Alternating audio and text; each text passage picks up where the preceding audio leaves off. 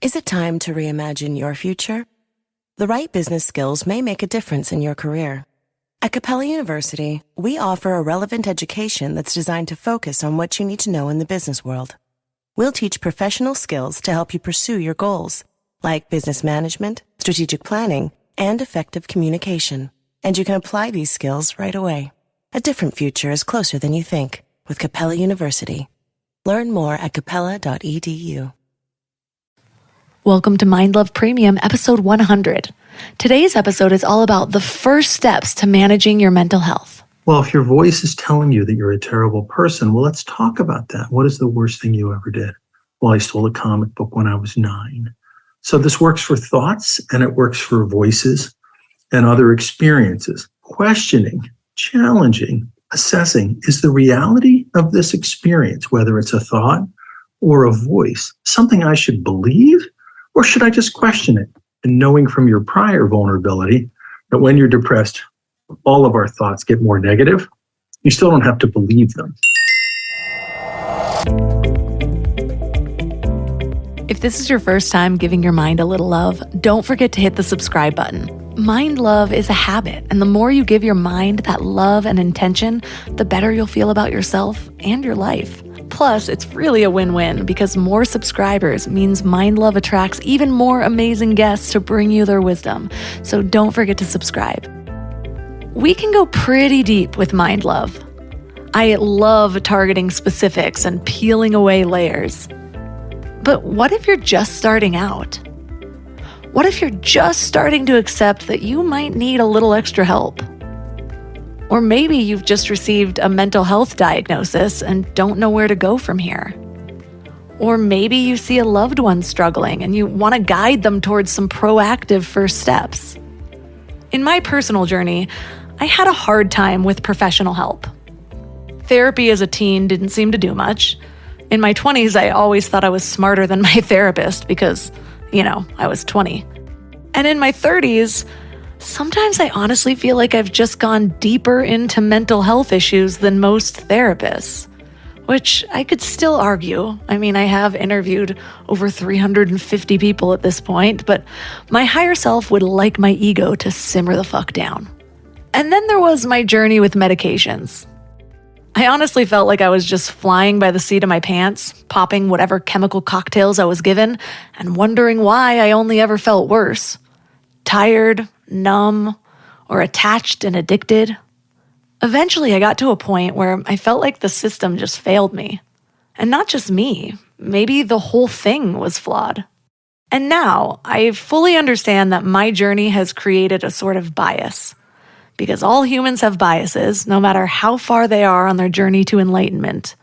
And one of the ways that I get myself to let go of my addictions or my attachments is to convince myself that I hate them. So yes, you might sense my disdain for aspects of the medical establishment, but I also know that a bias inhibits me from seeing the full picture at times. And yes, I might be very right in a lot of instances, but I also know that some of the things that I might demonize a little bit, other people give credit for completely saving their lives. So I like to have open-minded conversations with people with another perspective. And I also like to revisit things to see if I still feel the same way about them. I did this with therapy in the last few years. I honestly thought it was useless for me for about a decade and a half. But this last summer, I saw someone for a few months to get myself through a really hard time, and it was incredibly helpful. I do not plan to revisit medications, but I've also spoken with some brilliant people who have given me insight to their relationship with them. That was possibly a healthier relationship than mine. So even though I've been on a healing path for over 15 years, at times I'm a beginner again. And I've been reminded of just how daunting seeking help can actually be. First, when you're depressed or you're struggling, it can be really hard to do anything at all, let alone find a therapist, book an appointment, and actually get there week after week after week. When I sought out a therapist earlier this year, thank God for BetterHelp, seriously, because the process was so much easier.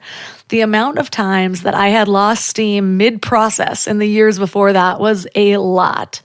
It can just be really difficult to find someone that you align with.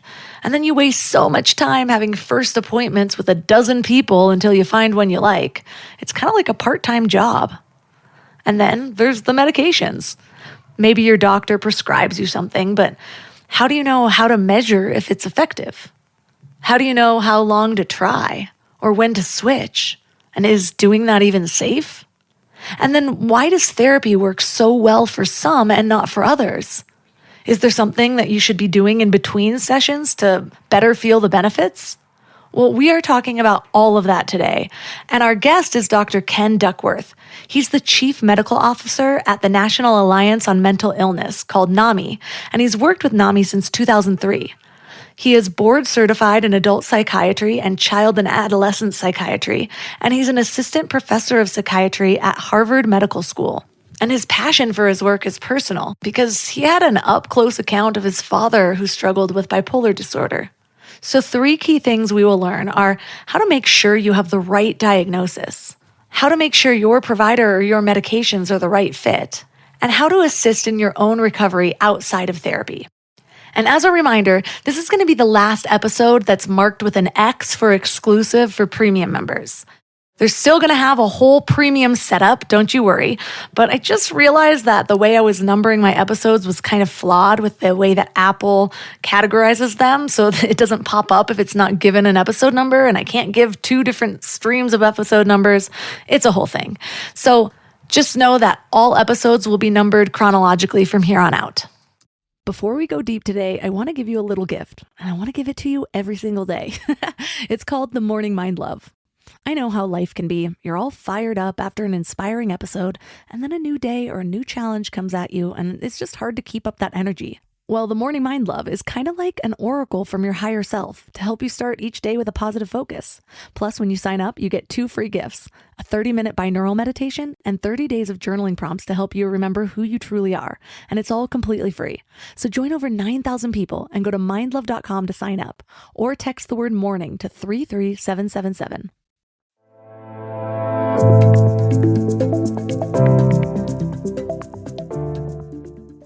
And now let's welcome Dr. Ken Duckworth to the show. Thank you, Melissa. Thanks for having me. So what inspired your journey into the mental health industry? Well, Melissa, I've run into a lot of professionals who loved people or had their own story, but my story starts, I'm 8 years old, I'm in the basement, I'm making a fort out of books and blankets like every other 7 or 8-year-old boy, and my dad is making incredibly loud noises upstairs and is dragged away by the police. That was my last kind of scene of him.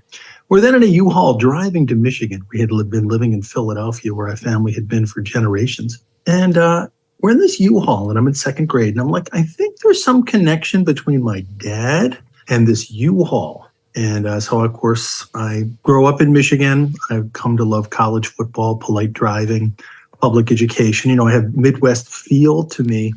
But I was very impressed that you could move a family 300 miles, but you couldn't talk about it. And this is the 70s and the 80s. Things are better now, but they're not better everywhere, as I've come to really learn. And so I decided to become a psychiatrist, not because I was good at science or calculus, but because I really loved my dad, who was a lovely, generous, kind person who was also very ill. Not every other summer, he would get very sick, hear voices, get manic, be hospitalized. So I thought to myself, I'd be in a bookstore, Melissa, and I think okay, I love a memoir. Love me a memoir. I'm a psychiatrist. Textbooks are great. I was looking for a book that had kind of integrated practical advice, the kind that I needed and my family needed. So that was kind of the idea of why I got into this and the reason that I wrote this particular book. I was always looking for lessons that other people had learned. And I felt like we hadn't really tapped into kind of the collective wisdom of other people. People use their names in the book, Melissa, which is another radical thing, which goes back to the original problem, which is nobody talked about my dad's illness when I was a little boy. So it's full circle in several different ways. That just relates a lot for me. We had mental health issues growing up, but not really words for them. I don't even know if people were diagnosed, but there were some pretty severe ones.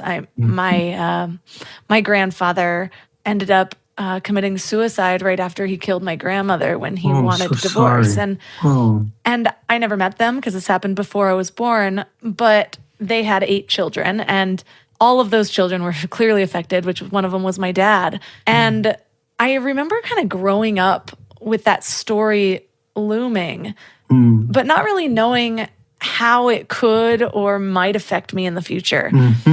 And a lot of those family members kind of split up at that time. They were children. And so my dad was the oldest. He was 18. So he kind of went on his own. But the other ones split up into 2 different families who would take care of them. One of them was doing it more for the money. And so they didn't feel wanted. And so they all kind of ended up having their own unique struggles, but feeling very much alone in all of those struggles. Yes. And then even when I started dealing with mental health issues later on, it's funny because I went through the therapy and the medications and then eventually the self-help, and I still never really thought to wonder how that might be related to my grandparents, like what my grandpa was struggling with, or what that had even then passed down to my dad. And I think maybe it was because growing up, a lot of my family was so religious oriented. It was just like, oh, give it to God, not like there was, and that can be helpful for some people, depending on your beliefs, to feel like you're supported by this bigger thing. But I think for me, it made me feel really helpless. Like it wasn't until I was an adult that I learned that there were some things that maybe I could do on my own rather than just hoping I'd fall and be caught in this giant God net. That's right. I interviewed a couple people that remind me a little bit of what you went through. One was a woman who said she had 4 generations of depression in her family, and a grandparent had died by suicide. A parent struggled tremendously with depression. The woman I interviewed lived with depression and volunteered for NAMI. And then her son, not surprisingly, also had depression, and he can talk about it. And so she described kind of how the generations have made some progress in being able to have the conversation. So it reminds me a little bit of what you went through in terms of both the trauma you went through and also kind of the ability to make sense of it and talk about it. Why do you think that sharing is so helpful? Because on one hand, you could assume that maybe people are then just sharing their misery and it could grow from there. I read a study recently about people that had survived 9/11. They were doing a study on like who was able to move through it and who was able to kind of felt stuck in it. And they actually found that despite a lot of common beliefs, that talking about it could maybe get you to stew in that story over and over again and never quite get out of it. So what's the difference? Because on one hand, sharing can be very helpful for people. And on the other hand, it can keep people where they are. Is there a way to talk about your experiences that moves you to one camp rather than that like sitting in your misery camp? I think it's a very individual decision. There's this old expression, which I think goes back to the Hebrew times, the pain shared is pain halved. And sharing your experience does unburden you a bit. And in the book, I'm not just simply having people share their experience. I'm also sharing what helped them. Was it EMDR for their trauma? Was it working within their church? You mentioned faith. To make sure that mental health was part of the faith conversation, that you could have faith and bipolar disorder. One woman said that they're not a contradiction for each other. A lot of people in the book seem to want to help others through their experience. Altruism is alive and well, Melissa. People are like, okay, I want to tell my story because it might help someone else feel less isolated or alone. So I think that's a big motivation. I think every story, is different. But people chose to use their names in my book, and I would have a chat with each person. I said, once there's 100,000 of these out there, it's going to be hard to take it back. That, right? It's completely optional. No, I went through something, and I want to help someone else. And that was kind of the core experience of the people who volunteered, because they didn't have anybody that they could look to learn from. And they felt if what I went through could help one person, it would all be worthwhile. Many people told me that exact quote. So maybe that's the difference. It's the difference in whether you are just sharing the misery versus talking to somebody with that light at the end of the tunnel. Because I know for me, One of the things I actually learned really early on in life is that when I help somebody else through something, I internalize Yes. it in a completely different way. And so Yes. I can do all the reading that I want and I'll learn a little bit, but it's when I am actually answering other people's questions. So even to Yeah. this day, when I'm broaching a new topic, I'll go Mhm. join groups with brand new newbies and start answering their questions, even though I just learned this yesterday, Right, because exactly. because In it'll just medicine, stick. medicine we call the see one, do one, teach one. Right? You listen to one thing, you learn one thing, then you do it, then you show it to somebody else within a day, and that's really how it seems to stick. So I know so many people are struggling with their mental health these days, especially after the last 2 years. It's like Yeah. even that was a breaking point for a lot of people who had never struggled before. And then it was, just another downfall for those who have been in the cycle over and over again. How do you know when it's time to actually seek help for mental health issues versus maybe trying to find something on your own?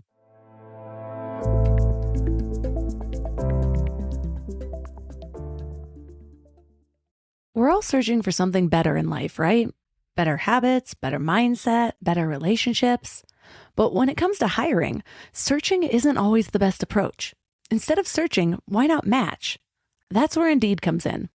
If you need to hire, you need Indeed. It's your go-to matching and hiring platform with over 350 million global monthly visitors. Their matching engine helps you find quality candidates fast, and I mean really fast. Did you know that in the minute I've been talking to you, 23 hires were made on Indeed worldwide? That's what I love about Indeed. It's like having a mindful hiring assistant. Instead of getting overwhelmed by endless resumes, you can schedule, screen, and message candidates all in one place. The platform actually learns your preferences, so the more you use it, the better it gets at finding people who align with your vision. And get this, 93% of employers agree that Indeed delivers the highest quality matches compared to other job sites. That's why more than 3.5 million businesses worldwide use Indeed to hire great talent fast.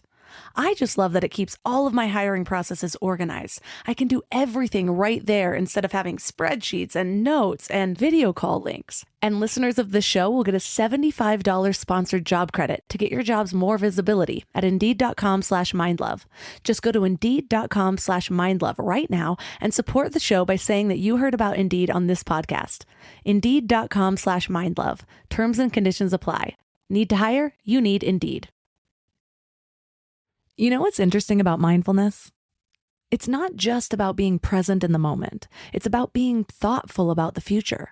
We meditate, we exercise, we work on ourselves, all to create a better tomorrow, right?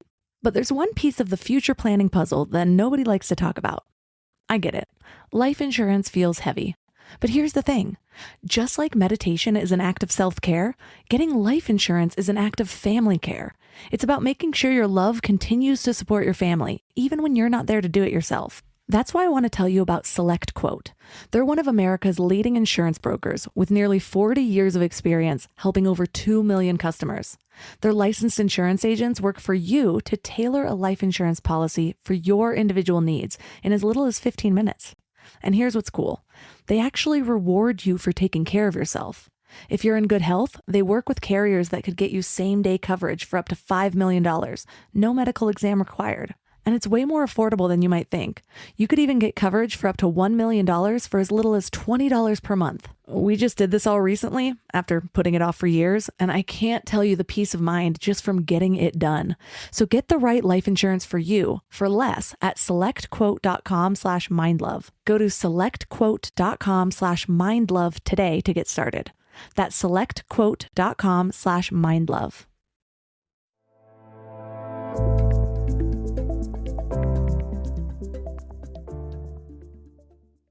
How do you know when it's time to actually seek help for mental health issues versus maybe trying to find something on your own? Yeah, there's a lot of suffering in life that is not mental health. Suffering that is short term, doesn't impact your functioning, would be examples of things that people go through that may or may not require a mental health assessment. Kids have different learning styles. They're going through things. It doesn't mean they have a mental health condition.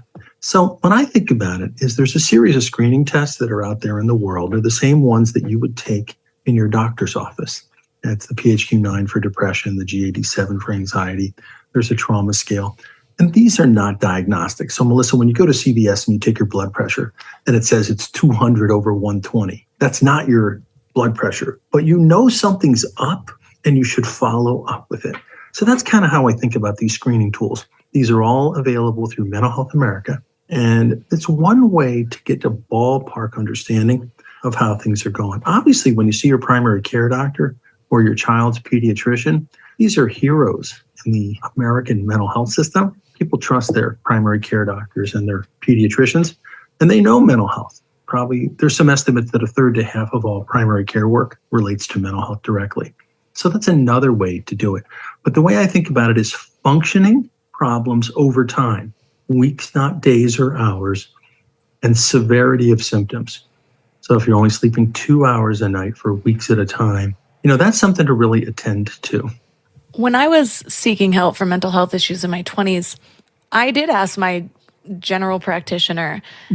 And I find that there's a lot of flaws in that. For me, it kind of left me a little bit jaded because it's very rare that I've seen a doctor that spends more than a couple of minutes in that room with me. They have so much pressure on them, yes. Yeah, and the amount of times that I would say 90% of the doctors I've ever seen, like, they need an acting class or something to make it look like they're interested, like anything, rather than just like, oh, new input, let me output what I know, let me prescribe this. And we know that so many of these things are overprescribed.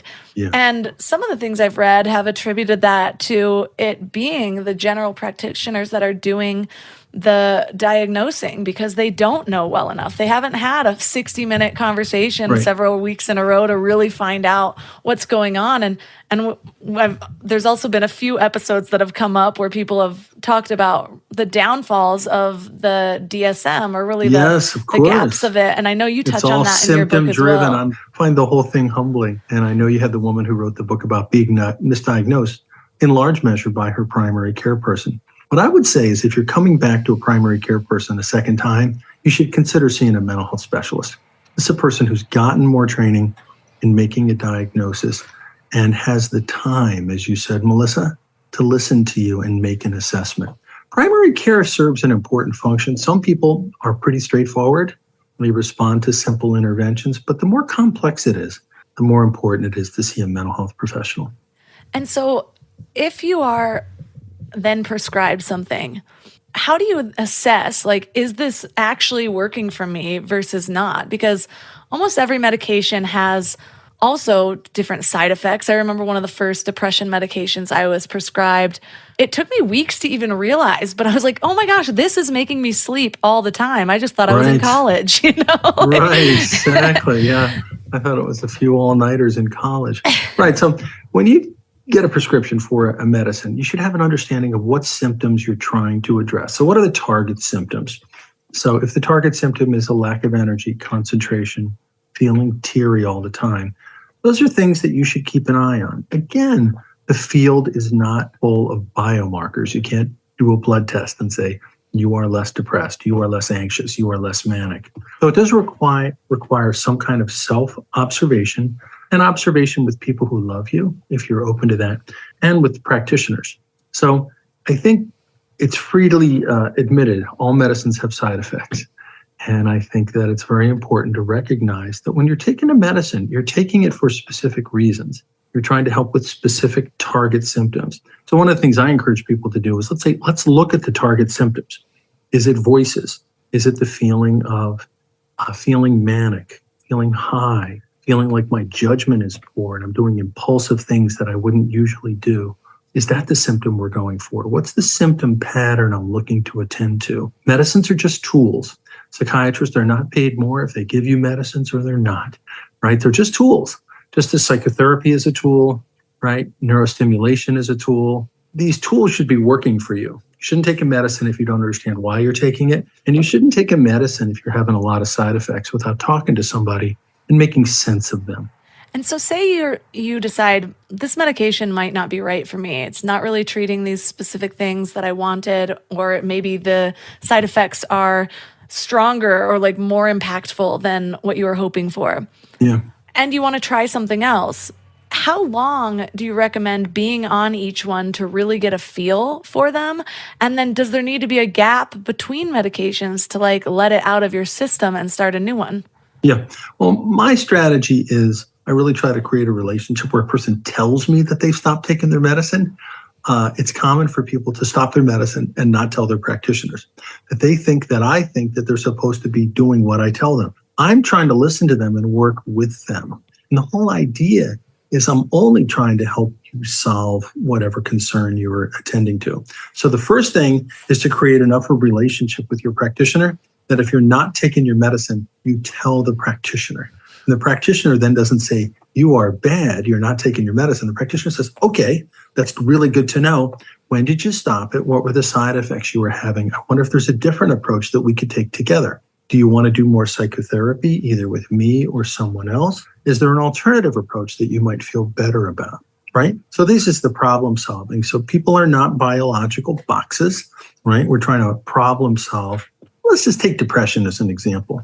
There's probably several kinds of depression at a biological level. We're viewing their description, people's description of it. We don't have a biological handle on it underneath. There's a lot of research being done to get us there, but we're not there. So what I say to somebody is, okay, that didn't work. Duly noted. If you want to try another medicine from a different class to address these specific symptoms, sleeplessness, hopelessness, even suicidal thinking, let's take on a medicine from a different class, one that might have different effects and side effects. So we're still not at a place where we can do precision medicine, Melissa. We're not there where you can draw a blood test and say, oh, you need medicine B. We're not there yet. And it's important to just be honest about that. So recently in the news, there was a bunch of trending articles on almost every news site that talked about that the theory about a chemical imbalance in our brains with depression is not true. And some of the articles, depending on the source, gave that different meanings than other ones. Yeah. And some of the meanings, or at least the questions that were coming up for people was, well, what are these medications even doing if it's not treating some sort of chemical imbalance? Right. How would you answer that? So there's 100 billion neurons in the brain. And the idea that it's a chemical imbalance that, for instance, has you light on one or two neurochemicals is a simplification. So it's a metaphor. It's one way to understand it. Just as people might say, okay, the brain is a computer and we're trying to reset it by doing neurostimulation or even shock treatment. We're trying to reset your computer. What are we doing? We're using metaphors based on things that are in our lives to try to make sense of it. The truth is we don't really know how medicines work. That's the truth. There are theories. There's a lot of theories, but we can't really say. What was interesting to me in that study is it didn't say that they didn't work. It also doesn't say that lithium is ineffective. It also doesn't say that antipsychotics don't help with voices. We have to be humble about the fact that we don't really know how treatments work. We don't really know how DBT works, which saves lives. It's been randomized controlled trial. It's a coping strategy for people who self-harm. How does it work neurobiologically? Well, people learn new behaviors. They learn alternative coping strategies. How do you understand that on a neurobiological level? I think it's above our pay grade. We do know that these things work, though, for most people most of the time. And to me, I've never been a big one on the chemical imbalance theory or the resetting your computer metaphor, because I always felt like once you hit 100 billion neurons, it's just so complicated, the number of connections. It's just so complicated. What we observe is these treatments often work for many people some of the time. And that's what we have. So I never went long on the metaphor, but I think it was one way to explain it to people, to simplify it. Yeah, that makes a lot of sense. One of the things that I'm not sure if it was in that actual study or maybe just one of the sources that I had found, it was also linking information that a lot of people who end up on, people that are prescribed psychiatric medications actually have higher rates of suicide. But part of me was questioning, wondering, is it maybe just those people that are also at the point in that journey of being prescribed, or is it related to those medications? What do you know about that? More people come to me in my office, with suicidal thinking than I meet while kayaking or hiking, right? So there's a selection bias. People come to mental health practitioners because they tend to be living with an experience that is problematic for them, and it may or may not increase their rate of suicidality. So we know that there's a couple things that absolutely reduce the rate of suicide. Lithium carbonate, which is a medicine to treat bipolar disorder, which probably saved my own dad's life. Clozapine is an antipsychotic. I participated in a large international study showing that people with schizophrenia are much less likely to die by suicide if they take that medicine. And DBT, the psychotherapy that I just measured, Dr. Marsha Linehan of Seattle studied that in a randomized controlled trial, which is an amazing thing that IRB let her do. Took highly suicidal people and randomized them to psychotherapy as usual or my Turbo coping strategy-based psychotherapy. So those are the three interventions that we know help people reduce the rate of suicidality. Antidepressants don't have that strong of a track record. So there is a black box warning for young adults and teenagers. The concern that a tiny percentage of people are activated in some way, maybe into a manic state, and it increases their rate of suicidal risk. So these are, again, just concerns that people have raised. Countries that did the black box warning, and this is Holland and the United States, since they did the black box warning, fewer antidepressants are prescribed. And we've also seen a correlation, not a causation, that the suicide rate has increased. So is that a cause? Is that caused by that? Is that a coincidence? These big picture studies are hard, but both Holland and the United States went long on warning doctors about the potential risks for people who are young adults and teenagers and kids of antidepressants, and prescribing went down. And over those years, suicidality went up. But I can't tell you it's because of that. Especially if we're judging in the last 2 years, because so much has changed. That's more than a black box. So much has changed. So, it's a very humble line of work, Melissa, because there's so much we don't know. But one of the things in the book that I really want to emphasize, we have learned things, and people have shared things in the book that helped them. Why a certain psychotherapy helped them, how they found being a peer, that is to say, supporting other people, made a difference for them, how their faith or spirituality, how they integrated that with the fact that they live with a mental health condition. People found all kinds of ways to cope and help themselves. So I found that not very many of them got stuck on the fact that we don't know enough about why the treatments work, why these illnesses exist, why we call them mental illnesses and mental health or brain disorders. People don't get bogged down in that. People wanted to help other people. Here's what worked for me. Here's what made a difference for me. Perhaps you could learn from what happened with my experience. When you look at the people that were able to move through or past their illness, after interviewing all the people that you did, when you see the people that were able to move past their illness or live a happy, healthy life versus those who got stuck in it, did you see any common threads? Like, what was the difference?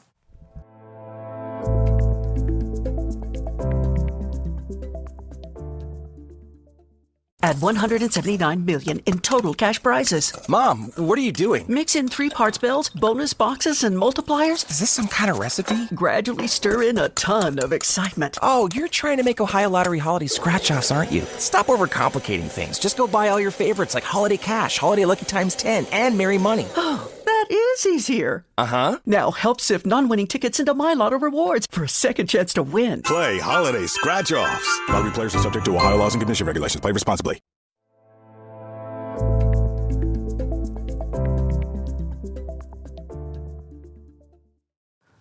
After interviewing all the people that you did, when you see the people that were able to move past their illness or live a happy, healthy life versus those who got stuck in it, did you see any common threads? Like, what was the difference?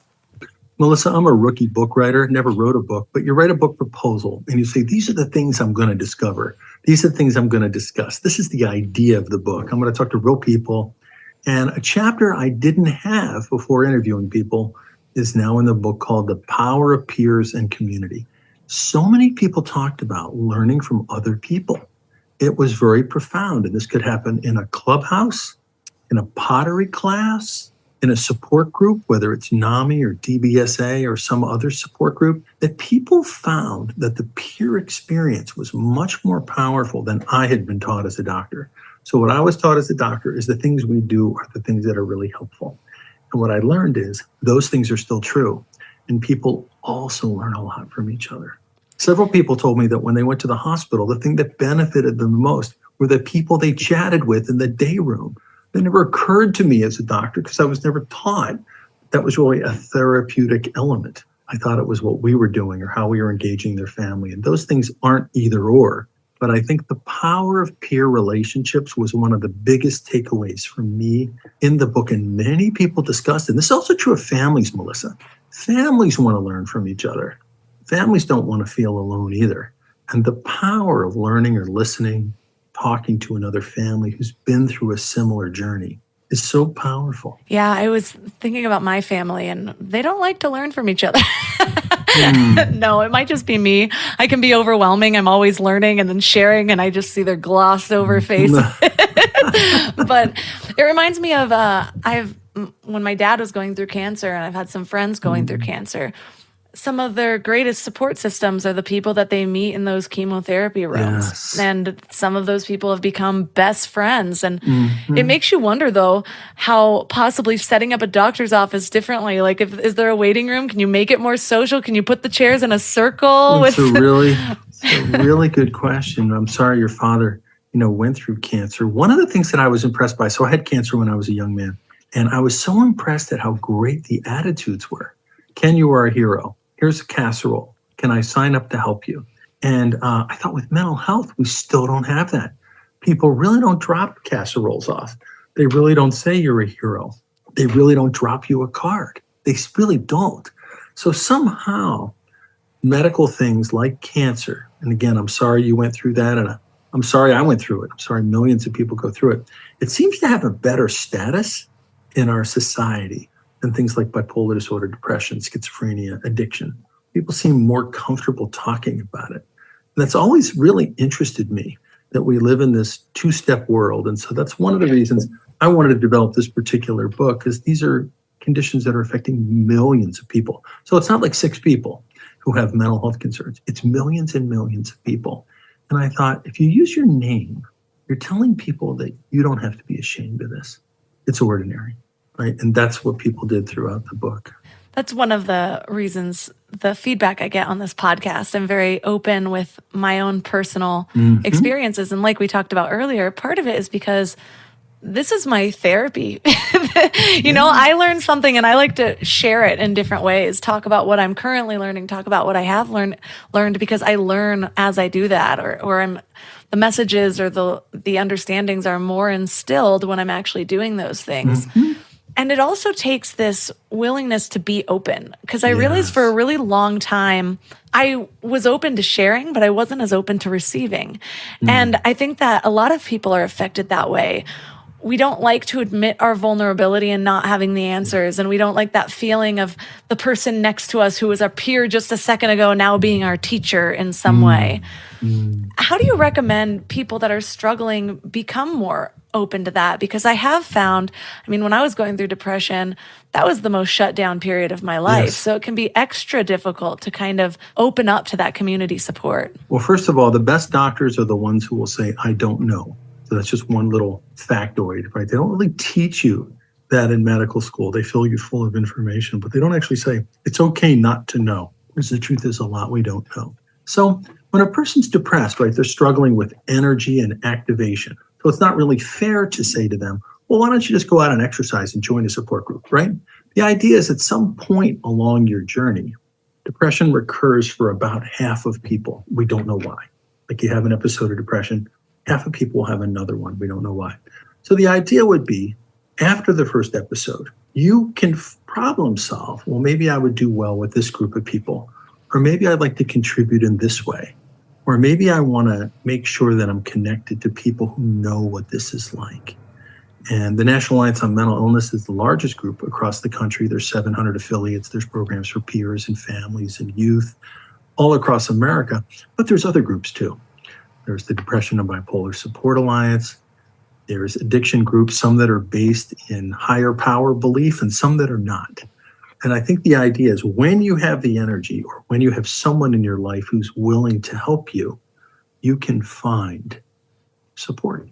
and people like you, I think it really reduces shame and isolation to be part of a larger group, which is why cancer support groups are successful. I'm going through this terrible thing, but I don't want to feel alone. And we're getting there in mental health. We're really getting there. I think we're so close. I have found that I almost felt like I was helping myself more when I started to integrate some of the self-help tools I learned from books. And through my whole journey of understanding mental health, I'll tell you how it went. It went from being prescribed a bunch of different things that did not work. Then something that I found that I liked, I ended up, and I'm going to do air quotes with liked, because I was also in college struggling with an eating disorder, and I found that it curbed my appetite. And so all of a sudden, that was the depression mechanism that worked for me because it had this other benefit. So the side effect was working in the service of your other vulnerability. Yes. And so it ended up becoming more of an obsession around that. Like, that's why I took it. It wasn't for my mental health anymore, which is probably making my mental health issues even worse. And so I went on and off medications for quite a while, ended up being prescribed Adderall for ADD. That also curbed my appetite a lot. That became a huge crutch for me. But then I started actually finding things that helped myself. And part of it was going to yoga for the first time. And it was that community support we're talking about, because I was surrounded by a different group of friends. I did yoga teacher training, and then we were actually working towards something that was good for our minds and our bodies. And then I slowly started to wean myself off of the medications. Well, one of the reasons I like to bring on professionals like you is I know I can be very biased against medications, because my experience was the moment I finally got off of them was when my healing really started to help. But with my whole story, I can tell you how much they were wrapped up into all of my other disorders, I'll call them. But those little things like understanding that a thought isn't truth, or that I can, a thought is temporary, or that even a feeling is temporary, even when depression comes back, because it has a few times in my self-help journey, I at least have the tools to reach for. And I feel like when I was only going to therapy, it was like, oh, I need to call this person, and if they're not available, or I need to find a therapist. By the time I found a therapist, I had no motivation to actually go to the therapy anymore. The wait list was so long. And so what things do you recommend doing in conjunction with those, the more standard modes toward healing? Because I feel, at least for my journey personally, that alone wasn't very helpful for me. Yes. And this is the beauty of the individual experience. So you learned what worked for you. But let's just take the idea of your thoughts, right? So we get depressed. We have extremely negative thoughts. The question is, do you believe those thoughts? And this is the essence of cognitive behavior therapy. So you may have heard of the Beck Institute in Philadelphia. Aaron Beck invented cognitive behavior therapy. Well, I had Judith Beck, his daughter. He recently passed away at the age of 100. His daughter write up, what is cognitive behavior therapy, and what is it good for? And she just lays out in very simple terms. The whole book is practical and simple, and no technical terms, no word dopamine, none of that in the book. You won't find the word dopamine in the book. She talks about cognitive strategies that you can employ to support yourself. Don't believe your automatic negative thoughts. Don't let your automatic negative thinking become your reality. And know that when you're depressed, that's a vulnerability, because your thoughts may turn darker. But separating yourself from your thoughts is important, and not believing your own thoughts, challenging them, questioning them. Sometimes doing that with a therapist or a friend or a yoga teacher is just one example. The Brits then took our music, if you will, in CBT, and they'd applied it to hearing voices. This is cognitive behavior therapy for psychosis. And so it's a very gentle, engaging strategy. So you could say Elvis and our classic music went to England in the 60s, and they brought it back to us better and more interesting. I think the same thing happened with cognitive behavior therapy. We developed it here in America. They took it and they applied it to psychosis. So the same principles apply. Well, if your voice is telling you that you're a terrible person, well, let's talk about that. What is the worst thing you ever did? Well, I stole a comic book when I was 9. So this works for thoughts, and it works for voices and other experiences. Questioning, challenging, assessing, is the reality of this experience, whether it's a thought or a voice, something I should believe, or should I just question it? And knowing from your prior vulnerability that when you're depressed, all of our thoughts get more negative, you still don't have to believe them. That's one example of a coping strategy. There are dozens in the book that involve things from meditation to talking about it on TikTok to using paper plates. This is one of my favorite stories. I had a woman tell me, all right, Ken, so I'm in a group. I have 2 young kids. I have a severe mental health condition. The dishes are 6 feet high in my sink. I can't run my life. Like, my life is not working. She goes to a peer support group, and a woman says 2 words that change her life. Those words are paper plates. And she said, until my kids grew up, I never did a dish again. I accepted that I couldn't manage running a kitchen. I did paper plates. So the number of coping strategies that people have used is many and varied, but you mentioned a good one in terms of cognitive behavior therapy. It's one of the more common ones. That has been the most helpful to me. It's something that I use every single day, is just challenging my own thoughts. And it depends like that. It doesn't matter if I'm in a great mood or if I'm in a depressive spell. And a lot of times I've noticed that when I'm in the depressive spells, I have the 2 voices. I have the one that wants to come in and help and challenge some of these thoughts. And then the other one that's like, sit down. This is bullshit. Like, this doesn't sound fun at all. And so it becomes really practice of going towards that other voice, like then disidentifying from that one. It's like, okay. And for me, what was really helpful is I have a bunch of little alter egos. Like, I name all of my stuff. I recently shared that when I was overcoming bulimia, one of the things that really helped me through, it was like I would get through a few days of not having binging and purging compulsions, and then all of a sudden something would suck me back in. Never failed. About a week in, and I would be on like a 3-day binge. And then when I started actually speaking out loud to that demon, and I called it my little demon, and said, like, I know why you're here. This is not going to happen. You're going to tempt me with this, and then this is going to happen. And I would just actually say the foreshadowed of the next few minutes if I gave into this voice. And it was so helpful for a number of reasons, too. It's like I could feel it, not only like me taking that authoritative voice was like me finding my power for a second, but then actually hearing it outside of my head of what was about to happen and being like, okay, so you already know that this is going to happen, versus just kind of going to buy the next thing, going and grabbing the next cookie, and then like thinking you're going to stop at 3, and then you're on 12, and then you're in a whole cycle, and now you're going to McDonald's to get like more ammo. And I had a woman tell me, you can't tame it until you name it. And so I thought that was such an elegant way of making sense of what you just described. Yeah. Putting a name to it. And then many people also described developing alternative coping strategies. So whether it was listen to music or phone a friend or go for a walk, whatever it was, that you could name the problem, talk to it, and then develop an alternative. Because it's likely that there's some distress inside of us when we're doing things that are counterproductive. So we've talked a lot about the ways you can get help in the standard medical route, how to even deal with trying to figure out the right medications for you, how to find peer support groups, how to even work through it yourself. But I'm wondering also, this is something that greatly affects people's jobs at times, because especially if it's too debilitating of symptoms to be able to actually perform well or get up and go to work, or you end up being late a lot or absences. And I know that there have been a lot of changes in how open we can be, but I think there are still biases, whether we like to admit it or not, about a weakness that might come with mental health. How do you recommend people speak to their employers, maybe treading the waters to see how open they are first with things? Or... Well, I don't think it's a simple equation. I don't think, I happen to be a fan of people sharing their stories, but I do not recommend that everybody share their stories. You have to use your judgment and assess. I interviewed a woman who had bipolar disorder, and she was let go of her nonprofit where they said, we can't deal with you. Then she went to a large university, has the exact same condition, frequently recurs.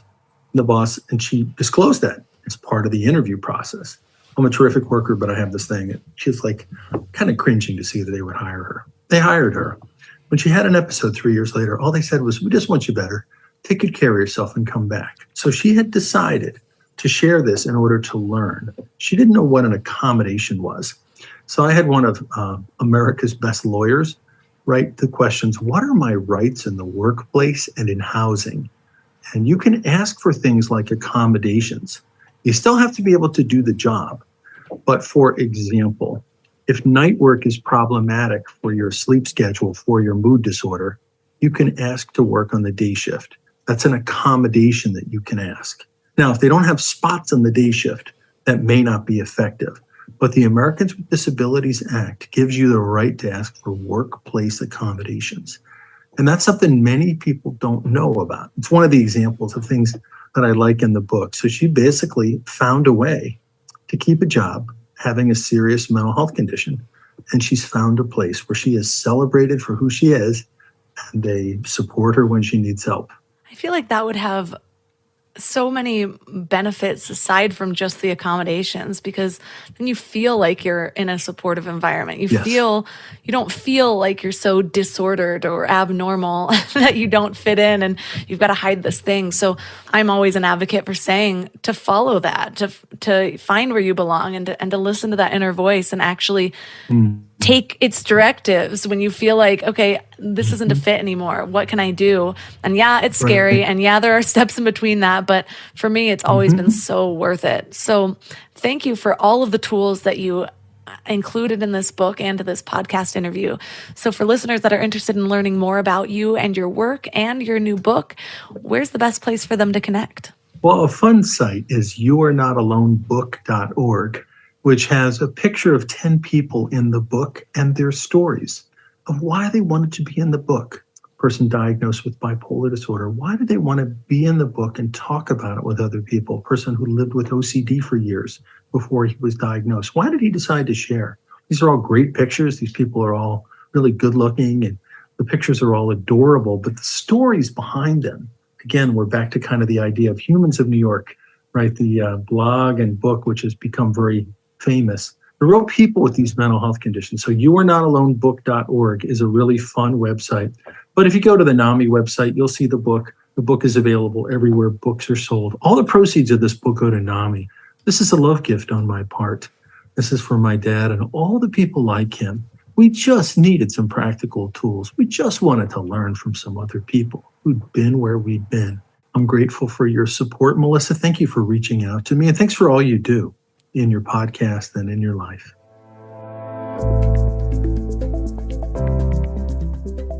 All of the links for this episode will be at mindlove.com/x100.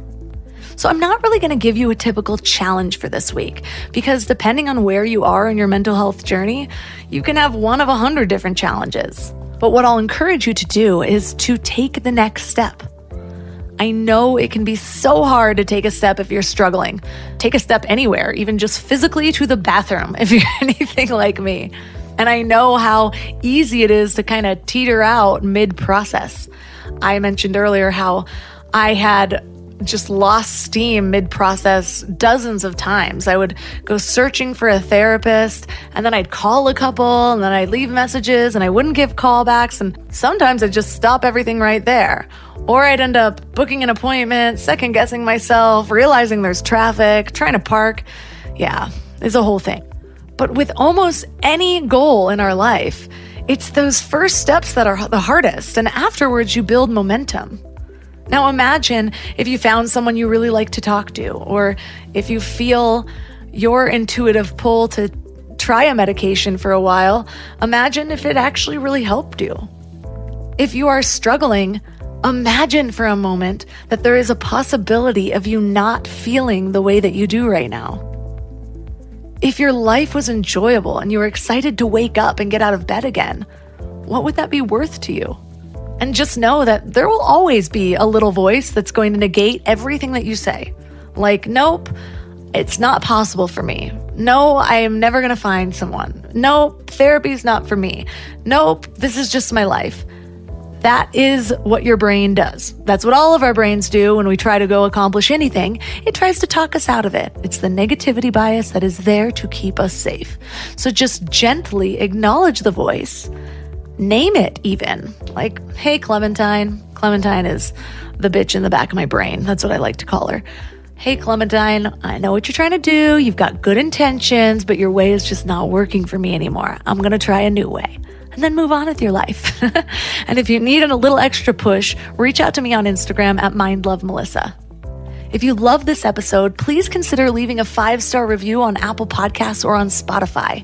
I absolutely love receiving your reviews. It's like a little piece of fan mail for me. And given that I live in the mountains with just my husband and my baby, sometimes it's really motivating to hear from you guys and how Mind Love is supporting your self-growth journey. So you can do that on Apple Podcasts or on Spotify. If you'd like to support the show, the best way to do that is by joining Mind Love Premium at mindlove.com/premium. You have a backlog of over 50 exclusive episodes that are only for premium members, soon to be 100. And you also get bonuses like meditations, an ad-free listening experience, and early release. And that's all for today. So thanks for giving your mind a little love today, and I'll see you next time.